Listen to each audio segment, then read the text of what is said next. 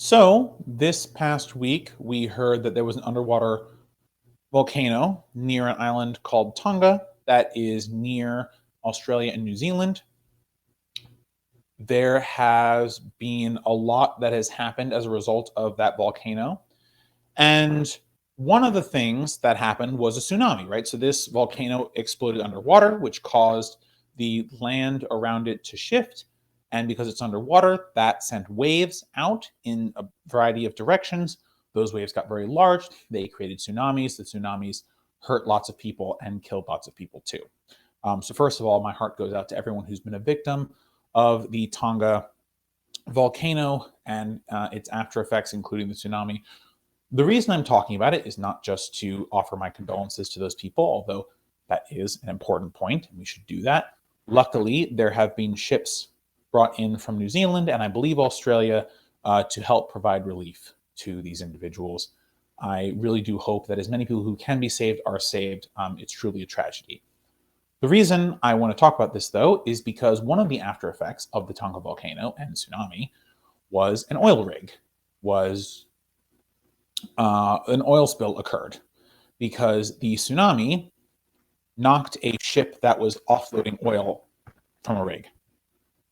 So the reason I want to talk about this is I want to take a climate change angle here. One, we shouldn't have oil rigs. Two, we shouldn't have oil tankers. Three, those things aside, we need to have ways that if we are going to continue this extraction, and unfortunately we're going to, we have to recognize that the Earth is an ever-changing place. There are dangerous things that happen on this Earth of ours. There are storms, volcanoes, there are tsunamis, there are tidal waves, there are all sorts of dangers that occur in the world that are very natural that we have slightly less to do with than the other terrible things that happen on this planet.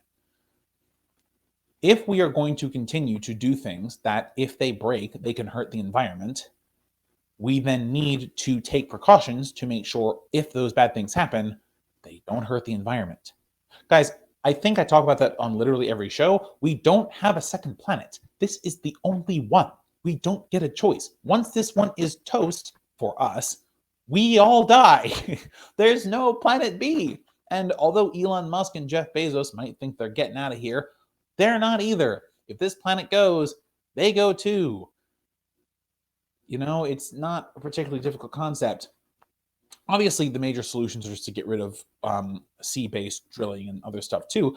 But let's imagine that we're in a perfect world where we're using all renewables. Okay, sounds great. Some renewables involve tidal power and involve wind farms that are based at sea. So it is entirely possible that a wave of this size, and I heard it was huge, stories tall, that you could actually have this type of issue destroy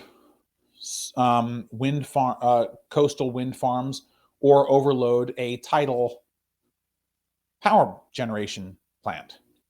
So as we go about creating our green renewable system, we also need to make sure that it can endure the types of shocks that the Earth is going to bring all by its lonesome, even if there is no climate change.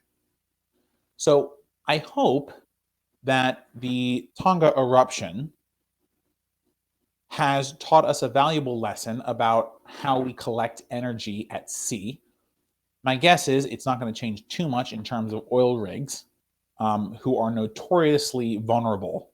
I mean, just look at the BP oil spill. I mean, you know, it did not take much for that to do the damage that it did.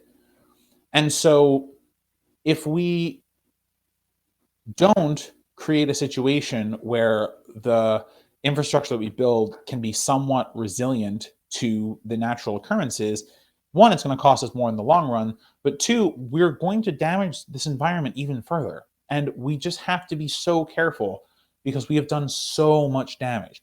Who knows how much oil has leaked out of this oil rig at this point? Has it been cleaned up? Has the cleanup process even started? I genuinely have no idea. But what I can say for certain is that the fact that the oil rig was damaged in such a way as to leak in the first place means that it was not protected enough from the natural ebbs and flows of Earth. Okay? If our infrastructure, we live in the modern age, there are ways to do this. We have to protect our infrastructure from earthquakes and tsunamis and volcanic eruptions to the extent that we can, right? There's no excuses anymore. It's not that we don't know how to do it. It would be different if we didn't, but we do. We have the means to do this. And I think a lot of this comes because I think private corporations are building a lot of this infrastructure and they're cutting corners. They're doing what's cheapest. It may be cheaper for them to forego the potential cost of repairs, or they might know that if there is an issue with repair, they'll just ask the government for money and the government will give them money. We need to take this out of the private sector to the extent that it's possible in all situations. The private sector cares about money. The public sector cares about the public. And we have to make sure that we care about the public and the environment when we are creating our current and our future sea-based infrastructure and land-based infrastructure. Essentially, if there's the possibility that some natural phenomenon can damage our infrastructure, we have to build it in a way that allows it to be resilient to that kind of damage. We don't get a choice. We have to do this.